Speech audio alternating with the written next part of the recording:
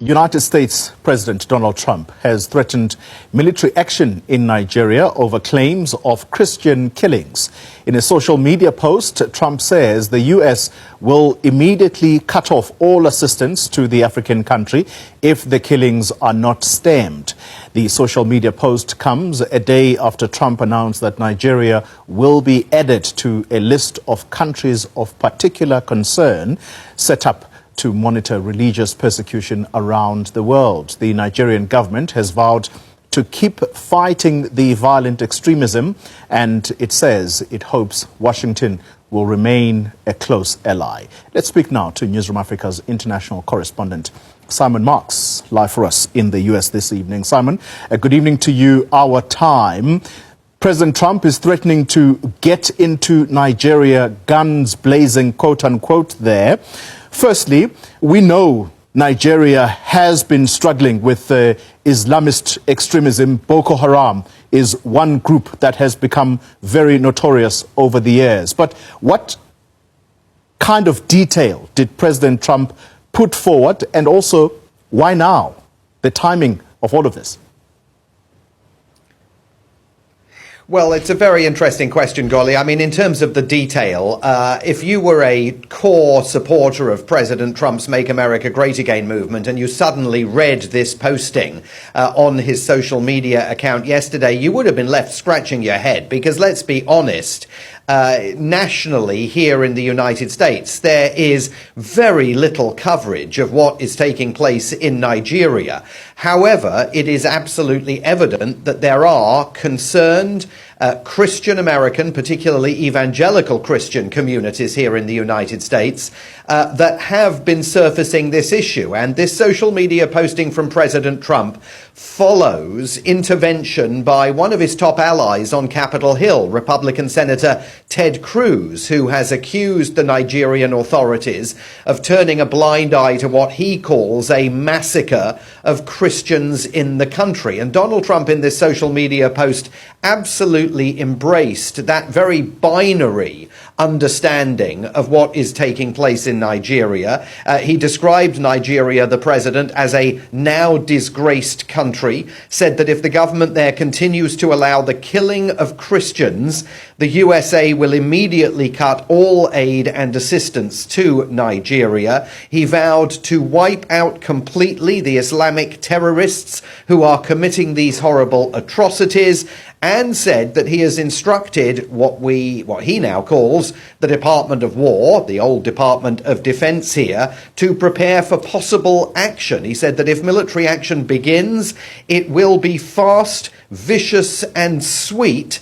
And he said the Nigerian government should consider itself under warning. The Nigerian government, he said, better move fast, or else, he implied, military action is going to begin. And of course, what is so complex in all of this is that the president and other Republican lawmakers here are presenting this as binary, whereas, as we all know and understand, in fact, if you look particularly at the violence in northern Nigeria, the vast majority of the people being killed are of the Islamic faith. Christians, of course, are also being killed in parts of Nigeria. But this is not a binary issue, Islamic terrorists slaughtering only Christians in Nigeria, as the president is suggesting. And it does make you wonder, Golly, is this the beginning of Nigeria finding itself on the receiving end of the same kind of rhetoric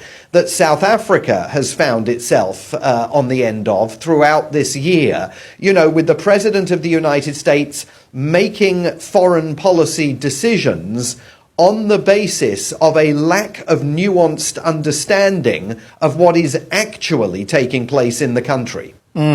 Simon, you bring up those two parallels, South Africa and Nigeria. The only difference is that this time the US president is not offering any charter planes to move out the Christians and take them in a safe zone to the US. And one more thing, Simon, and that is that Nigeria is rich in oil. Are we making too much here? Could there be U.S. interest in that regard, or are we really clutching at straws? Well, I don't think we're making too much at all. I mean, it is extraordinary to see the President of the United States taking to social media and threatening military action against any nation in Africa, much less Nigeria, clearly one of the leading economies in the continent. And so I think that there are all sorts of questions about what is the motivation here.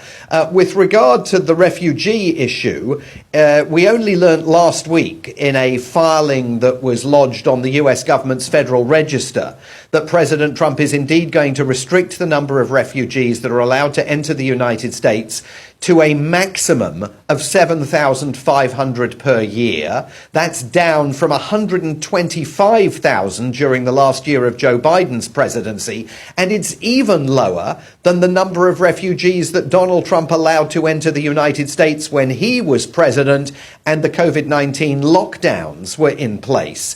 And, as you know, in that disclosure on the Federal Register, the government here says that most of those 7,500 spots will be reserved for Afrikaners. The government here continuing to believe and argue that they are having their farms expropriated by the government of President Ramaphosa without compensation, even though that hasn't happened, even though the South African government and others have spent months trying to push back against the misinformation that lies at the heart of President Trump's policy towards South Africa. Now, there is an opening in the language that the president's disclosure in the Federal Register used last week that could allow him to open America's doors to Nigerian Christians, because he has already said that he doesn't want the policy to be viewed as a policy for white refugees only, even though there's copious amounts of evidence to suggest that is the intent behind it, including documentation that's been furnished by the Department of Homeland Security and the State Department to the White House. But he could allow Nigerian Christians in to America, saying that they're victims of persecution, but would he allow persecuted members of the Islamic faith in Nigeria who have been on the receiving end of that communal violence into the United States? That's a very big question for the White House. Interesting times indeed. Simon Marks, always a pleasure talking to you, our international correspondent, talking to us from Washington this evening. Thank you very much, Simon.